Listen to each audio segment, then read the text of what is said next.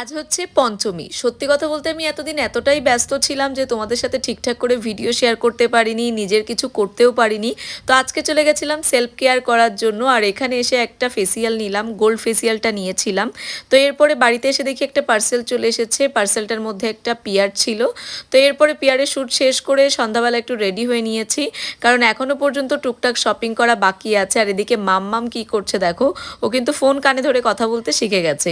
তারপরে যাওয়ার পথে দেখলাম সুন্দর করে সাজিয়েছে এখানে রাস্তাটা। তো এরপরে হচ্ছে তোমার একটা শাড়ি কেনার ছিল, শাড়ি দেখছিলাম, শাড়ি কেনা শেষ করে তারপরে কিন্তু চলে গেছিলাম বাড়িতে। তো বাড়িতে এসেও আমার এখনো কাজের শেষ নেই, এখানে টুকটাক তোমাদেরকে দেখালাম।